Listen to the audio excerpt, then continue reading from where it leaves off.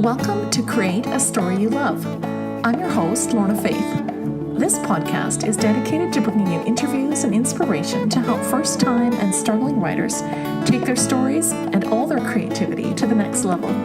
You can find the episode show notes and get your free ebook and free access to the Storytellers Roadmap mini course by going to createastoryyoulove.com.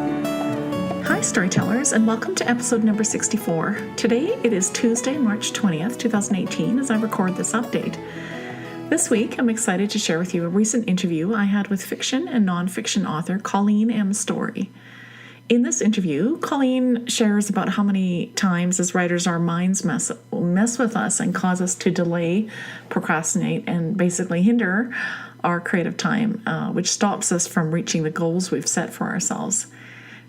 Colleen talks about 7 productivity saboteurs, which she writes about in her latest book, Overwhelmed Writer Rescue. And she really zeroes in on the three of the most harmful saboteurs that writers face: perfectionism, workaholism, and self-doubt. So if you've struggled with procrastination at all, or struggled to finish your book, or even if you just really doubt yourself as a writer, you'll want to tune in to hear Colleen's really helpful tips on how to overcome that. This was really an eye-opener for me, as I realized that a big part of my own self-doubt has played, a part in my own procrastination and basically, hindering me from reaching my own goals. And so this was really insightful. And so I hope it is for you too. Although I must admit, this week the writing has been going way better, as I have been writing, for my next romance. And so this week has been really good. So I always like that, as I'm sure you do too. I think actually part of the reason for getting more words in is that I've begun to create more white space to create, not so much busyness going on, I guess you could say. And as you know, as I mentioned in the last podcast interview, in the past few weeks, I've made the decision to make a shift in my author business. And so part of that shift is choosing to pause the author interviews for right now. Once in a while, I might do a short YouTube video of what I'm learning as I continue to write my books. But I am pausing the interviews for now. And so I actually don't know how long I'll pause the interviews for. And this was a really tough decision because I just love talking with all these wonderful authors. But it has been I found it too difficult to find the time I needed to write. And so you can still keep up with what's happening with nonfiction by going to createastoryyoulove.com or go to my YouTube channel, Create a Story You Love. And then also for fiction, if you want to see the newest updates, you can just go to lornafaith.com. And here's the thing. I think sometimes we sometimes need to make a shift, to really sort of, discover what is it that we are really passionate about, right? What needs to be changed? Where do we need to pivot, right? And so here's the thing. I've had all these book ideas spinning around in my head that I really wanted to write and self-publish, contemporary romance, historical romance, fairy tale romance. And then I have ideas written down for a YA dystopian series and that 1970s series, which is a YA that just won't let me go. And then, of course, I still have ideas for a pen name. So, as you can tell, there's lots of ideas out there. And I'm sure it's much the same with you. So sometimes we need to just, write things down and make it clearer for ourselves. Where is it that we need to tweak? Where is it that we need to pivot in whatever it is we're doing? And especially in our author business, just because, there's only we all have the same amount of hours in the day, right? And you just got to figure out, where are we going to focus, right? To reach our goals, really, right? And sometimes it's tough when you need to make a decision to let go or pause something that you love doing And but sometimes we have to dig really deep inside ourselves and find what we're really passionate about and say, now it's my time, it's my turn to do that. So, I just want to encourage you to ask yourself, what is that thing for you? What are you really passionate about? What are you saying, it's my time now to do that? And, just take some time to think about that and write it down. I think you'll be amazed at how much clarity you'll get by doing that. Anyway, I would love to hear what you've been learning, what you've been writing lately. Please tweet me at Create a Story Love or post on my Facebook page at Create a Story Love. I'd love to hear from you. And as usual, before we get to the interview, I love sharing books or other resources to help you grow in your writing, self-publishing, marketing, or any other part of your author business. So the first book I wanted to mention is Colleen M. Story's very helpful book for writers called Overwhelmed Writer Rescue, Boost Productivity, Improve Time Management, and Replenish the Creator Within. So this is another book I'm going to have to read twice, as per usual. It's just incredibly helpful. So if you do find yourself feeling like you're behind in your writing, or it seems like you're constantly distracted with less important tasks before you focus on the most important task of writing, this is definitely, a book you'll want to, read to uncover, some of those things maybe that are sabotaging you. And it's just been eye-opening for me. And so I just encourage you to read Colleen's book. You'll just love it. And number 2, I've also been reading Dean Wesley Smith's book called Killing the Top 10 Sacred Cows of Indie Publishing, which I must say has dispelled, a couple of myths that I believed about being an indie author. So this is really eye-opening and a really good read. And the last book I wanted to mention that is, right now it's free on Amazon and maybe on other places too, but it's a short ebook written by Mark Dawson and Serenity Woods called Top 10 Tips for Topping the Romance Charts, How to Get Your Own Happily Ever After. So if you are aspiring to write romance, or you already are a romance writer, this short ebook will just really help you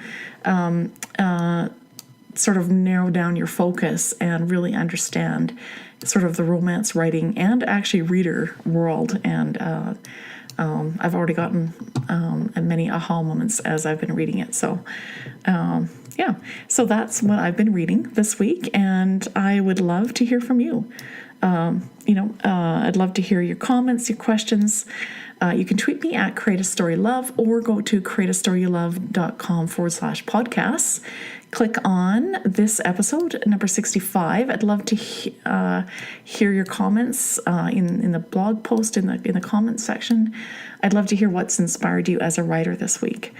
And so for now, we will get on with the interview with Colleen M. Story. Hi, everyone. Today I'm excited to have Colleen M. Story with us. Hi, Colleen. Glad to have you here. Hi, Lorna. I'm thrilled to be here. Thanks again for inviting me. Yes, well, this is just so much fun talking about writing and just, things that sort of to get us moving again, right, when we're stuck. So just a little introduction before we get into the questions. Colleen M. Story is on a mission to inspire people from all walks of life to overcome modern-day challenges and find creative fulfillment. Her latest release, Overwhelmed Writer Rescue, is full of practical, personalized solutions to help writers and other creative artists escape the tyranny of the to-do list and nurture the genius within. With over 20 years as a professional in the creative industry, Colleen has authored thousands of articles for publications like Healthline and Women's Health, worked with high-profile clients like Gerber Baby Products and Kellogg's, and ghostwritten books on back pain, nutrition, and cancer recovery. Her literary novel, Lorena's Gift, was a Forward Reviews Indies Book of the Year Awards winner, an Idaho Author Awards first place winner, and New Apple Solo Medalist winner, among others. Colleen frequently serves as a workshop leader and motivational speaker, where she helps attendees remove mental and emotional blocks and tap into their unique creative powers. For more, you can find more at her motivational site, writingandwellness.com, or also check out her fiction at her author website, ColleenMStory.com. So, Colleen, this is just going to be so fun. We get to chat about writing, and and I know you have wonderful tips. Yes, hopefully so. Yes. So, just as we get started, do you mind just sharing your story, kind of how you got started writing?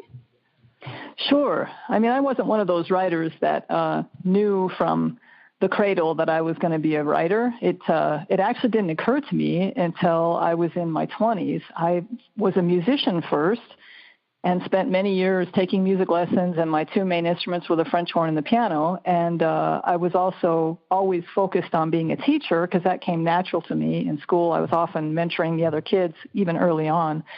So I went to college for that specialty, and when I graduated out of college, I moved to a different state.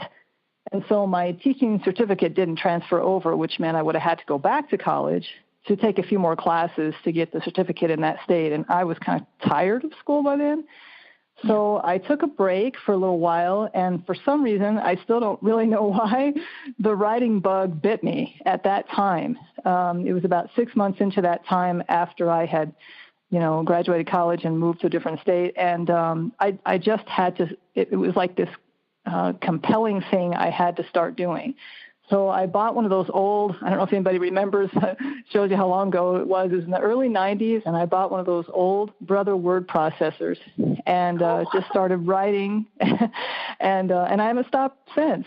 So I don't quite know where it came from. I always enjoyed writing, but it was never anything I thought of as a career until that point. And then fortunately, within 3 years, I started getting some short stories published, and I secured a writing job at a corporation and kind of launched from there. Wow, that's awesome. Yeah, sometimes our writing journeys surprise us, right? Just suddenly comes on us and we're like, I really want to do this. Yeah, it was really odd. I mean, and I talk about that in my workshop sometimes, how important it is to listen to those little intuitive nudges, because that's kind of always how it's operated in my life. I've gotten some inclination or an intuition about something, and every time I followed it, it's turned out really well. And that's kind of how writing came into my life and continues to expand. Every direction that I go is kind of based on those little, gut feelings, and it always works really well. That's very inspiring. And so, as you got started writing, did you start with fiction? Is that kind of where you started? I did. I started with short stories, and then after I kind of started getting a handle on those, though I'm definitely not a short story writer, I realized I was more a novel writer. It was kind of like, I always kind of likened it to my running. I used to run in high school, and I was on the cross-country team, and we did really well. We went to state, but, I was not a sprinter.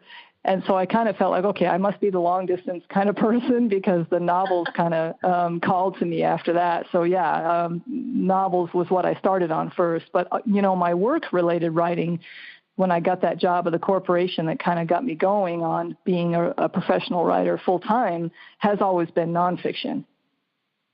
Yeah. Oh, that's great. Well, so then was that like a natural transition then to write your nonfiction book for writers? So what was the inspiration behind your book, Overwhelmed Writer Rescue? Because that's such a great book, so helpful. Oh, thank you. That kind of came about organically from the author platform that I built. We're all told when the novels come out that you need a platform. And back when my first one came out, that was still kind of new information to me. So I was, working on creating a website and creating a blog. And my first blog was just kind of so-so. I think like many of us, we give it a shot, and I hadn't really found my niche. And after a couple of years working at that, I kind of got this idea to combine what I was doing in my daytime freelance writing, which is mostly health and wellness focused, and to combine that with what I was experiencing in my fiction writing world. And that's how I came up with Writing and Wellness, which is the website I have now that has actually done really well. And I found through my blogging on there and interacting with readers that one of the biggest challenges that readers were coming up against was this whole finding time to write thing. Everybody has really busy lives, and trying to find where to fit this in, and not only the writing, but the marketing and the social media activities and all these things that we're now required to do if we hope to find any sort of success in the writing world can be really challenging when you're also, holding down a day job, which most writers are, or you're raising a family, or maybe you're a caregiver to your parents. So finding the time was repeatedly coming up in the struggles that my readers were having. And about the same time, I also taught a workshop on productivity and got some really good feedback on that. So those two things together kind of helped me see that this was a really important need that readers had.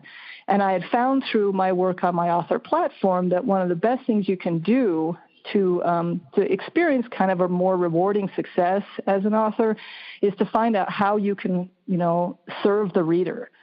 And I was finding that my website, Writing and Wellness, I was just really enjoying that because I did feel like I was helping people there. And so as this need came up more and more, I thought, well, this idea for the book just kind of came together, that I would combine the finding time to write with the productivity idea to hopefully help some more writers to figure out how to fit, this passion that they have for writing into their busy lives. Yes, and I really love your website. By the way, that's so many posts there have been helpful and have, helped me even just to on a daily basis. Just that's what I needed today, just so that I can sit down and write again. And so, thank you for that. Yeah, and I love hearing that. I try to tell other writers now in my workshops that if you can find a way, in your author platform to serve the reader, whatever your niche may be, it can be so rewarding that it can really help you to, survive the other ups and downs that are inevitable in any writing career. As long as you have that, that feeling like you're doing something good for your reader, it kind of keeps you positive and keeps you going. Yes. Well, you're definitely doing that, Colleen. It's wonderful that you're helping so many writers with that. Speaking of productivity saboteurs, right? Which we all have, at least one of them. You do write in your book. It's like you introduce 7 productivity saboteurs. The different things that sort of mess us up or delay us or sabotage our creative time. So, would you share a short overview of those seven saboteurs? And then, we won't focus on all 7. Maybe we'll just do like the 3 biggest saboteurs that seem to face writers from there. Sure. Yeah, I found out in my interaction with readers and also at workshops that it's not just, we tend to kind of look outside of ourselves when we're trying to figure out how to find more time to write, trying to figure out how to fit it into our lives. And so the first part of the book all talks about how to increase your productivity in those kind of ways, as far as how to focus on your work faster, how to make sure you're not interrupted, how to cut back on, things that are stealing your time that maybe aren't that important.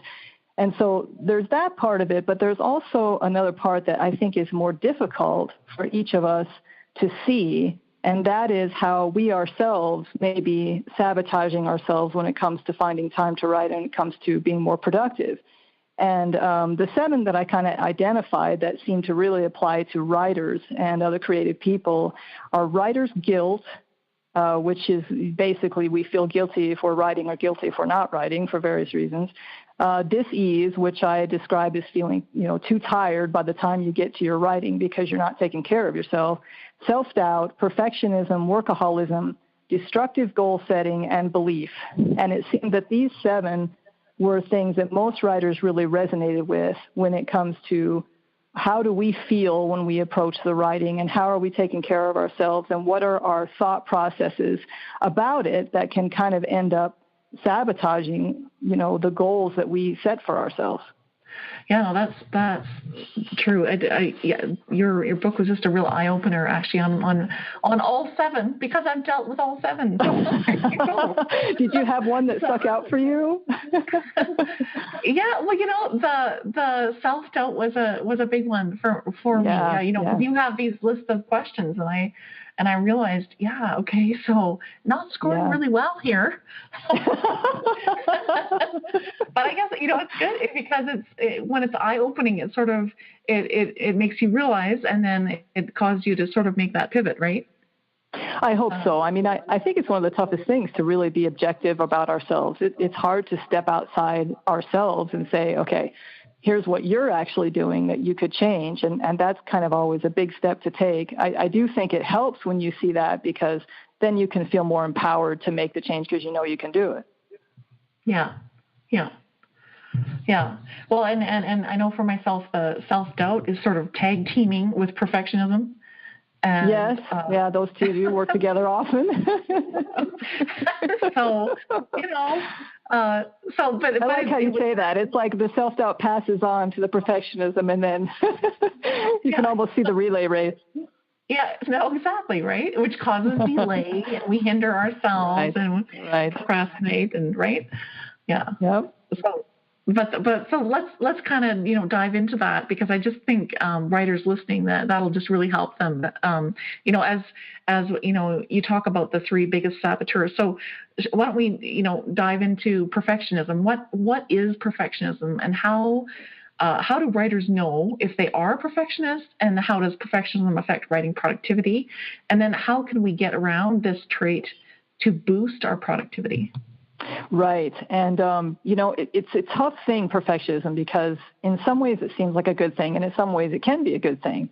Because if you're a perfectionist, you tend to really care about the projects that you're doing. And usually, a book put out by a perfectionist is going to be really well done, because they're not going to want to let anything go that isn't just right. So there's definitely good sides to it. And the thing that I think people need to understand is that you can't really change it if you're a perfectionist. I mean, these are kind of things about our personality that we can work with, but I don't think that people should feel badly about it or feel like it's a bad thing. It's, any character trait can have good and bad sides. And so we just need to say, okay, if I'm a perfectionist, and, when you asked how do we know, I think a lot of people kind of already know, but there are some questions that you can ask yourself, like, are you really hard on yourself when things go wrong? Do your friends tell you need to cut yourself a break? And one of the big ones is, do you spend more time than you should on a task because you want it to be done just right? And this is usually something that's pervasive throughout the person's whole life, not just writing. Anything that they're, approaching, whether it be work or family. And these are the people that want to make the homemade cookies for their kids' party, and the cookies have to be just right. They can't be store-bought or something like that. Do you spend more time than you really need to on things because you want it to be just right? And do people tell you need to delegate more, but when you think about delegating, your thought is, well, he or she's not going to do it right, and so I just better do it. I mean, those kind of thoughts are usually the thoughts of a perfectionist. And finally, do you feel like whatever you accomplish, it's never enough? You get to a certain goal and you maybe congratulate yourself for an hour, and then you're back to saying, well, I could have done this better, or I should have actually, reached this goal instead. And so if these kind of things can lead to not only poor productivity, but burnout. So that's the reason why that perfection can be dangerous.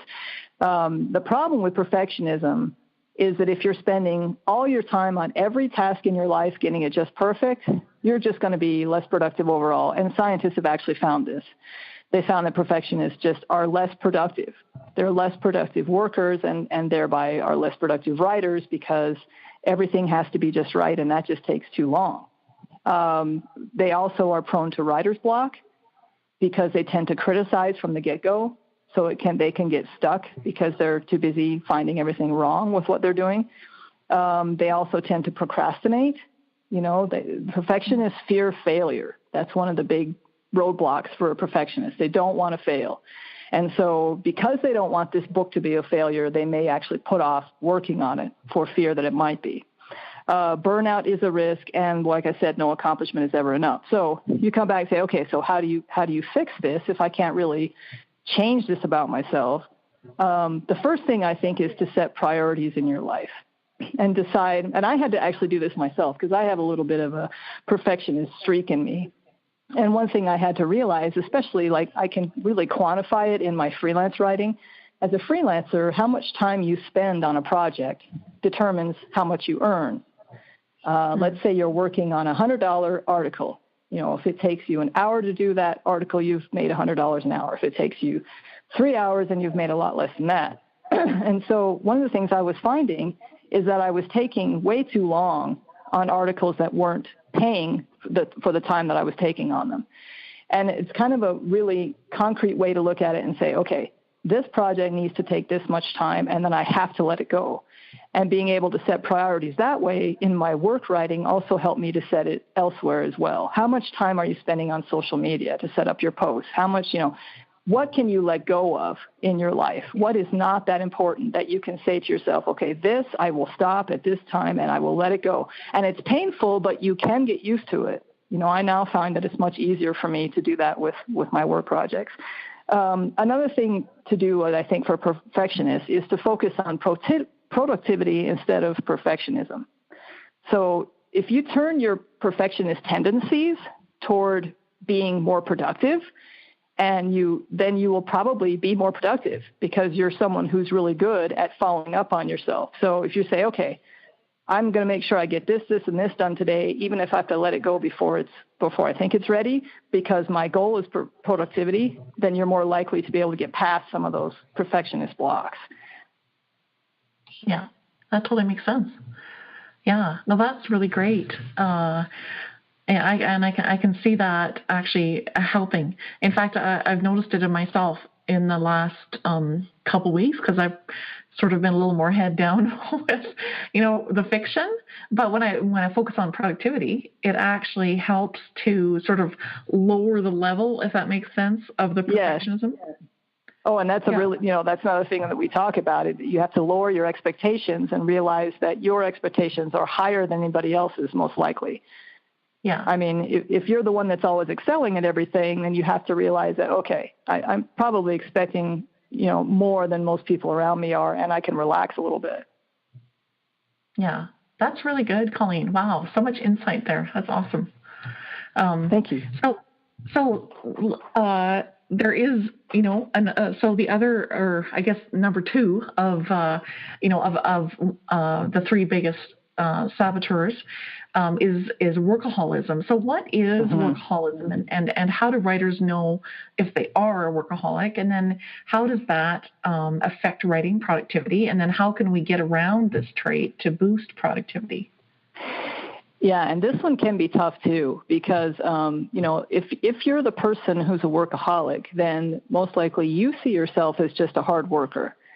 And you're just trying to get everything done, and you're trying to balance everything in your life. So you kind of have to take a step back and ask yourself some questions. And one of the big ones, and I actually got this from one of my readers, and she wrote me an email after reading the book and said, this sounded so much like me. And I know one of the big things that I do is I feel guilty if I'm not working. And I think that just hits the nail on the head. Are you someone who feels guilty if you're relaxing, or if you're taking a few days off, or if you're not running around with your head cut off? If you're someone who feels like if you're not putting in 50, 60, 70 hours a week, you're slacking, then it could be that you're a workaholic. The other thing is to think about how you were raised. Were you raised in a family that valued hard work? And that's a good thing. I mean, I was raised in that kind of family, and hard work is a really good thing to learn because it prepares you for this life of writing, which definitely requires a lot of hard work. Yeah. But the thing is, does that become the priority over everything? If work is the priority over everything, then your writing is never going to get the attention that you want it to get. You're always going to feel like work has to come first, that you have to get all these other things done first. And you end up in what I call get-done-itis, like a disease called get-it-done-itis. I have to get all this done first, then I can write. Oh, no, I can't write yet because there's all these things that have to be done, whatever they are. And workaholism is not restricted to the job place. It could be, the car isn't fixed yet, or the kitchen needs remodeling, or the whatever has to be done in your life has to come first. Probably some of that workaholism is there. And if you're someone who has a really long to-do list and you often feel like you're running behind, or if you put work first, no matter what, and you sacrifice even your well-being to get it done, if you're not resting, if you're not exercising, if you're not taking care of yourself because the work has to be done, most likely this workaholism is a thing for you. Yeah. So the problem with that is that it's this constant downward spiral. I mean, the more you work, the less sleep you get, the less creative you are, and the less productive you are. And the longer you work, the less effective your brain becomes. Research has found, especially if you're like 35 or older, working more than 25 hours a week could cause a negative impact on mental functioning. Science has found this. So working more, also in studies, they have found that people who work longer hours, especially after after about 50 hours a week, if you're working more than that, you're usually not getting any more done than someone who works only 20 hours a week. They have found this through studies too. So if you think that you're getting more done because you're working longer hours and working harder, that's usually not the case. Usually what you're doing is kind of running yourself into the ground and, not being able to focus on your other priorities like writing. So how do we get around this is the question. I think first people have to ask themselves what the payoff is for working so hard and for spending so much time at work. Sometimes this is the only place that we feel in control in our lives, or maybe we're clinging to, the office busyness because we're trying to avoid something else in our lives. Or maybe, whatever the payoff is, I think it's important for people to sit down and say, what am I getting in return for all this hard work? And is it really worth not being able to invest in my writing? And the dangerous trend is that it hurts your physical and emotional health over time, and that makes you a much less efficient and productive writer. Like I say, it hurts your creativity. You come to the page and you're not as original as you might be, or whatever. And the one more thing that I think people have to ask themselves is, are they proud of being so busy? And this is something that's kind of pervasive in our society today. We're all busy, busy, busy, and this kind of makes us feel important or like we're needed or we're necessary. And certainly people don't go around bragging about, how they spent half the afternoon with their feet kicked up, researching, writing articles for fun or something. I mean, that's not usually what our culture tends to brag about. And so we kind of have to say, okay, what are my values here and what are they reflecting? And is it what I want them to reflect? So then, when you want to go ahead and fix it, I think some of the things we can ask ourselves, again, is what is my priority? Where do I want to be 10 years from now? Do I still want to be running myself into the ground at this job or, making sure that the house looks perfect or whatever? Or would I rather have a novel in my hands? So really sitting back and saying, how is this affecting my long-term goals can help. Trying to balance the scales a bit more, looking at your schedule, maybe keeping a diary for a couple weeks to find out how much time you really are spending working and seeing maybe if it looks like a little bit too much and if you can cut back. And then I think the final thing is just to elevate writing's importance in your life. I mean, if you were raised to think that work always has to come first, it may require a personal shift to say, what do I think should come first in my life? Maybe writing is as important as work. And if so, I need to make room for it somehow. I need to change my approach here. Yeah. Yeah, no, that's really good. And those are always good questions, right? When we just to ask ourselves that, what do I need to shift in my life to actually, reach my, say, 5-year plan or, whatever it is, right? Right, because we're creatures of habit, I mean, we kind of go about our daily lives out of habit a lot of times and don't necessarily take the time out, which I think you really have to take time out. You have to take a few days off and go away and say, is my life really going the direction I want it to? And if not, what do I need to change? But, while you're in it, and like I say, we're also busy, and we're also very distracted, then it can be very difficult to step back and see that. Yeah. Yeah, no, that's right. And I think you hit the nail on the head there when you said just get away for a while, like even just a day, even if all you had was one day, so important. Yes. I actually do a yearly vacation by the coast, and I recommend it to everybody. I mean, there's some years I can't afford it, and I go anyway because it is so helpful to just get away from all the business of your life and get a chance to kind of look at it from up above.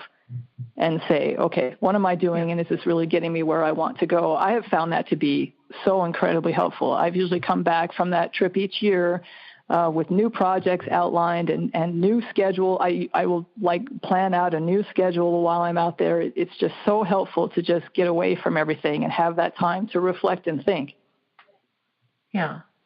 Yeah, I can totally see that. Like whenever we've gone even just for a day or two and just away from everything, suddenly it's like I'll get clearer insight into what's actually going on and what I need to shift. And, because I'll come away with, I don't actually have to be frustrated like that with that. I just need to change it.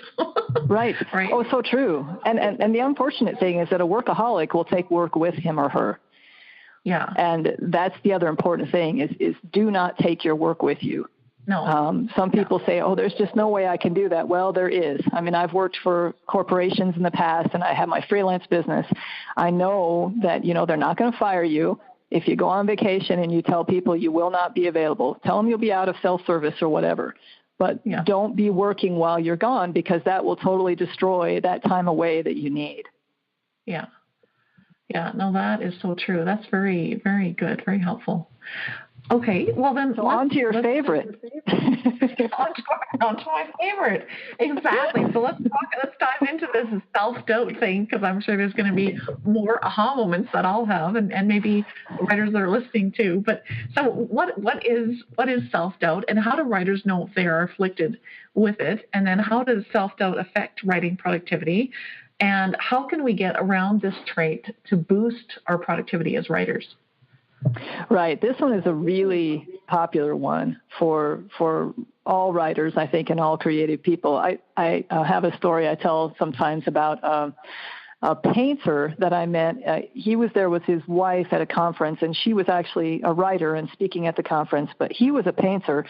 And I got to talking to him, and he was an older gentleman that was dressed just so. He had this really cool hat on. He was just such a charming guy and had his work shown all over the world in all these different galleries. He's a hugely successful artist. And we were talking, and I ended up giving him my business card. And he turned around and looked on the back, and the first thing he spotted and pointed out was the self-doubt icon. I have some icons on the back about what I speak about. And he says, this is the one I need help with. I've always struggled with self-doubt. And I remember just looking at him thinking, what? I mean, he was every image of success, this guy. I mean, he had obviously done so well in his career, and he was now later in his life. And he's telling me that despite all this, he's always struggled with self-doubt. And I've interviewed about 200 writers on writing and wellness, and I found the same thing. I can have best-selling authors that are putting out, books and books and books and are doing so well that will, tell me about how self-doubt is like a ball and chain around their legs. So this is a really common one that we all struggle with. And I don't think it is necessarily something that we're going to get rid of. I think it's kind of always there if you're a writer who cares about his or her work, which most of us do. You're always going to have kind of that doubt there, especially when you're starting a new project or you're trying something different. It's kind of always going to be there. So that's kind of something that is there regardless. Then there are some writers that struggle with it even more, that it becomes more of a roadblock for you. And to find out if that is you, I've got a few questions here. One is when you get a rejection or when someone doesn't like your work, are you really hard on yourself? Do you feel like a total failure? And do you feel like you should just give up writing right now because you'll never make it? Do you often sacrifice your creative time for others who ask you to do things for them? I find this a lot in writers that suffer from self-doubt. They will acquiesce to any other request on their time. If say they've set aside a time at after work every day, they're going to spend an hour writing. And if, husband calls and needs this or that done, oh, yeah, sure, honey, and they won't even say anything. They'll just go do it, even though that's taking up their writing time. And this is usually a sign of self-doubt. You're doubting yourself. You're not confident enough to say, no, I'll do that after my writing period's over. Some other questions. Do you secretly believe you're not as good or as talented as other people think you are? when people, comment on your writing or how it moved them or how talented they think that you are to have done something like this, are you, the first one to say, nah, that wasn't it, I'm sure. And, despite your accomplishments as a creative person, do you still worry that people will discover the truth about you, that you really aren't talented at all and shouldn't be doing this? So these are a few things that you can ask yourself to find out if this is kind of an issue for you. And if it is, you're in good company. We're all there with you. Yeah. And there's also some hidden signs that you may not be so aware of. That, for example, if you have been writing, but you haven't submitted anything for 6 months or more, probably self-doubt acting on you in an unconscious way that you're not even aware of. Because if you're not getting your work out there to be read, then you're probably doubting that it's good enough to be there. And we all say, well, I'm still working on it, or it's not there yet. Well, maybe you should have another project going at the same time that you're actually submitting. Because every time you submit or do something that puts yourself out there, you are defeating self-doubt and you're building your own confidence, and that's important. If you're making excuses not to write, I'll get to it tomorrow, or I'll get to it next week, or I'm just too busy right now, that could also be self-doubt operating on you. The problem with this thing is it can often be, you can often be in the unconscious mind and you don't really realize it's happening. So that's why it's kind of important to see the signs, such as what I'm talking about here. Another thing is if you're putting other people's goals before your own. This is something I did for a long time. As a freelance writer, I would put my clients' work before my own all the time.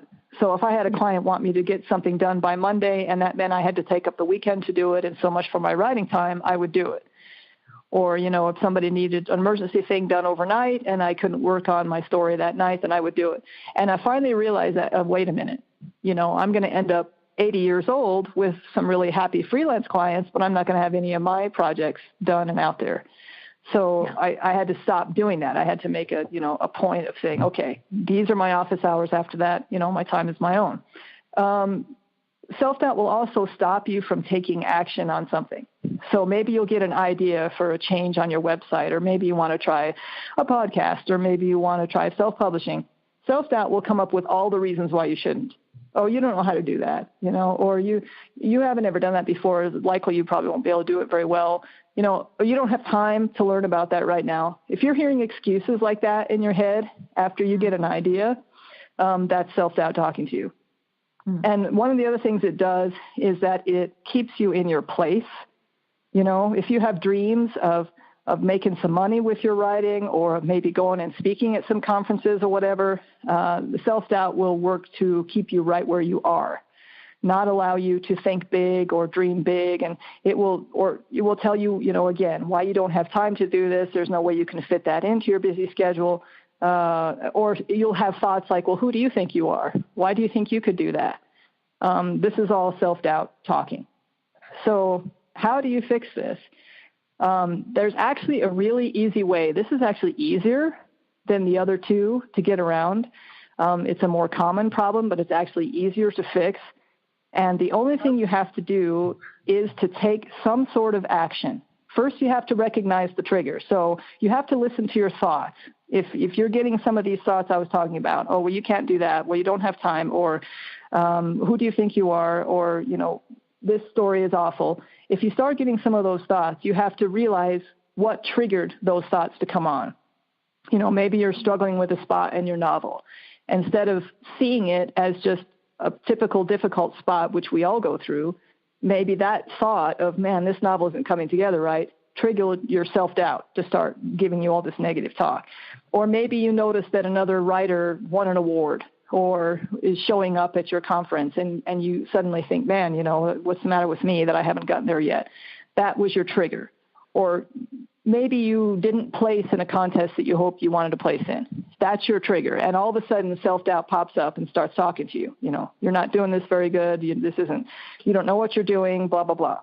Whenever you recognize that trigger, something like that happens, recognize that you have a habitual response. Because self-doubt is not a truth, it's a habit. It's just something that your brain switches over to by habit. You learned it somewhere along the way, who knows where, maybe when you were a child. but you learn to start thinking these self-doubting thoughts the second that one of these triggers presents itself. So all you have to do is break that habit. You just have to break those thoughts. And the way that you break them is to take an immediate action of some sort. It doesn't really matter what it is. So let's say that you got that contest result and you didn't place in the contest and you hoped that you would. Here comes all the self-doubt voices. The way you fix it is you take an immediate reaction. So maybe you go and you research editors and you find an editor that you can hire to help look at your first couple of chapters. Or you find an editor you can hire to help you smooth up your synopsis. Or maybe you sign up for a workshop where you can go and get some feedback on your writing. Or maybe you simply send your manuscript off to another contest. Or whatever. You take some sort of an action. And the second you do that, you'll find that your doubting voices will be silenced. They will hush up. Because any action you take helps build confidence. The same thing can happen if you think about doing something new. Say, like you have here, Lorna, you think about starting a podcast. And I'm sure when you first launched this was not an easy thing to do. You probably had a lot to learn to figure it out, right? So your self-doubting voice would probably say, well, I don't know why you think you could do that, and how are you going to run these interviews and how are you going to operate the technology and all that. You can stop that voice by immediately taking action. Maybe you start researching the technology you would need, or you start looking at other podcasts, or you email another podcaster and ask him to help you out, or whatever. Any sort of a little action that you take will rob self-doubt of its power over you. And action builds confidence. So the best thing you can do is take action. Do not wait. Take action that day. If you wait, waiting builds fear, action builds confidence. And so the second you do that, you will help overcome your self-doubt. And it's a good skill to learn because we tend to have this self-doubt occur over our lifetimes, just like that gentleman I was telling you about. It's not something that necessarily is going to go away completely. So if you can learn this skill of identifying the trigger and taking immediate action, you can help keep it in its place. Boy, that's a tweetable, Colleen. No, that's great. I'll have to put that maybe above my computer because you were saying that waiting sort of builds the fear, right? And waiting creates fear. Action builds confidence. Exactly. So I need to have like a big sign on top of my computer that says that. Once you start doing it, the more that you do it, I mean, I've learned that even now, if I get an idea about something, I'm like a fanatic about taking an immediate action on it. I'll like send myself an email or write down a note, or if I have time, I'll sketch out an outline. Because the more that you do that, the more confident you get. Because taking any action is so motivating that you start getting excited about what you're doing. And I really think it's the key to pushing your career where you want it to be. Yeah. Oh, totally. Because it's like almost like a snowball effect, right? Oh, I did that. Yeah. Oh, okay. Well, I wonder how much more I can get done today. Exactly. It's like this snowball that keeps getting bigger, right? Yeah. Right. Yeah. And then pretty soon you're jumping out of bed and can't wait to get to your next writing project or whatever it is. Yeah. Oh, that's really awesome and so insightful. I'm gonna have to read through your book again. Now I think now that we're talking, I think, wow, there's some things I missed. I need to go back. So that's really good, Colleen. Thank you so much for sharing. Well, that. I just hate hearing that. I don't want to hear that you're actually going to read it twice. That just makes me feel awful. No, thank you. Yes. Oh, you're welcome. I do that actually especially with nonfiction books. Unless I have a favorite fiction book, then I do that twice. I read them twice too. But nonfiction, I usually don't get it, all of it the first time. So I usually do. Yeah, I know what you mean. Right. Now that we have kind of, dug deeper into the three biggest time saboteurs for writers and, that we've had a better understanding of them, would you share kind of what the overriding message is then for writers that are listening that are struggling with these, areas that are sabotaging their writing? So what would be kind of the overriding message? I think what it comes down to is that we have to get to know ourselves a little bit better. And we have to get to know ourselves as creative people, not just people in general. We have to take this thing seriously that we're trying to do, to succeed as writers and to get to that next goal that we want to get to. And we have to figure out, what is it about my habits right now or the way that I'm approaching this that is holding me back? Because there's two reasons why this is so important. One, because we don't often ask this of ourselves. We are often, like I said, looking outside of ourselves. It's the market that's flooded, or it's the publishers that don't accept my stuff, or it's because my life is so busy and I don't have time, or it's because so-and-so in my life doesn't encourage me, or whatever. We're looking outside of ourselves. And as long as we continue to do that, we are powerless. We can't change any of that. We can't change what somebody else thinks. We can't change what the market's doing. We can't change what the publishers think or what the contest organizers think or what, the people coming to our websites think. All we can do is change what we are doing. And so if we can point the mirror back at ourselves and say, what habits do I have? What beliefs do I have? What personality quirks do I have that may be holding me back? And how can I adjust this? And usually what it comes down to is a few things: believing in yourself more, being willing to invest in yourself, and, being willing to change some of your daily, everyday working habits to fit that writing in. To say, this is important enough to me that I'm going to make it a priority, and I'm going to make sure that it happens. Even if the roof is caving in, I'm going to make sure that I have an hour every morning or every night to spend on what's important to me. And some of that is just honoring yourself and what you want to do in your life. And I think it's so critical because it's not only about finding writing success or selling books or getting your name out there or whatever. I have found in my life that the more I've pursued my writing goals and any other goals I may have, the more I've made it a point to make time for those, the more I've felt that I've grown as a person. It seems like a kind of evolving thing. It's like the more, if you don't honor it and you don't spend time on it, you kind of tend to stay in the same place, not only professionally, but personally. And if you tend to really honor what that little intuitive voice is telling you to do, which is to go write or to go put out this other project or whatever it is, you tend to grow through that experience because you learn and you try and you gain confidence and you become a better person 5 years down the road. So it's a more important thing in your life than just achieving career success. Yeah. Yeah, no, that totally makes sense because, having those insightful moments about ourselves helps us really just to grow overall as a person and right. affects our relationships, in a healthy way when we're growing, right? So true. You bring that up about relationships. That's so true. Continually growing, right? In one way or the other. Yeah. Well, I definitely think that you can stagnate. You definitely can get to a kind of a content, comfortable place.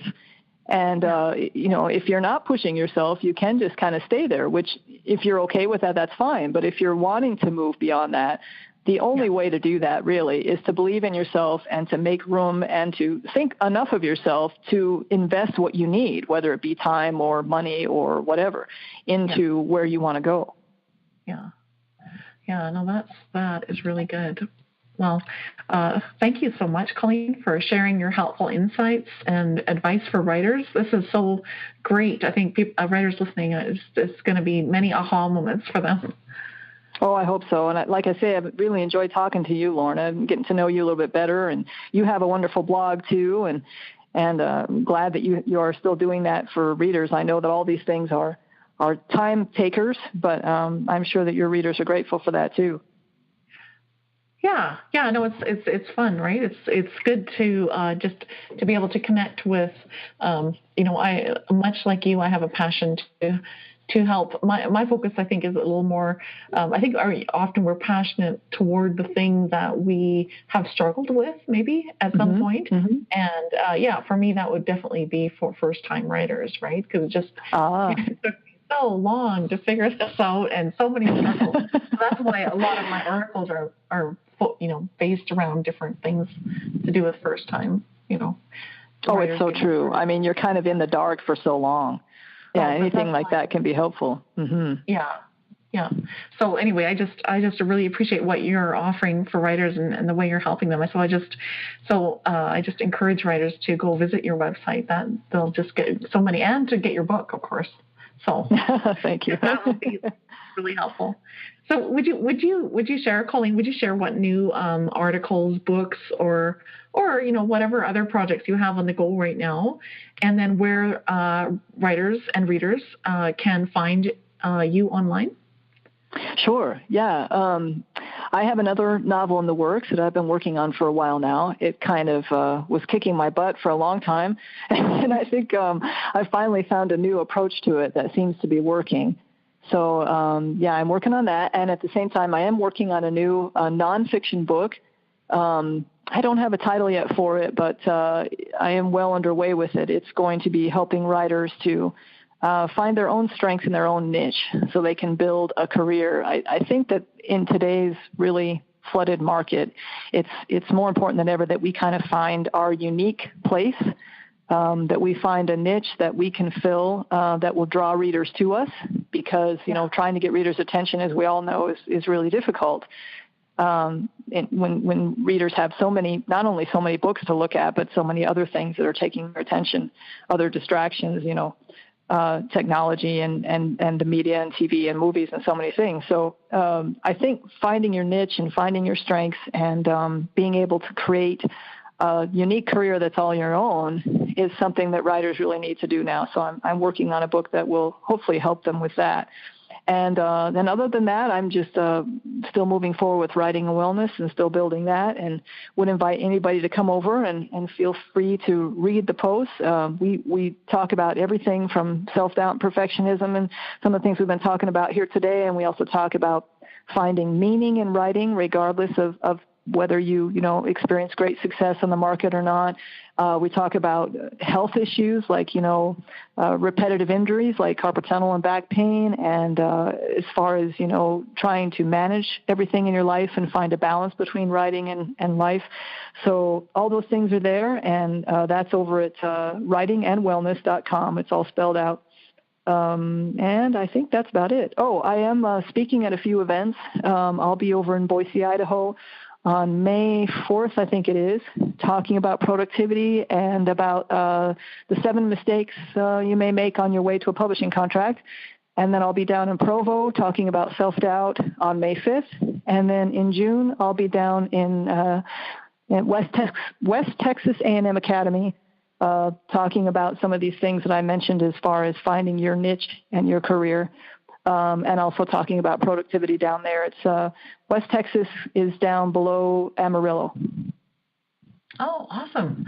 Wow, Colleen, what a schedule. That's awesome. Oh, it'll be fun. I can't wait. Got lots going on. Well, that's so great. And I'm excited actually about your new book, because I think you're right.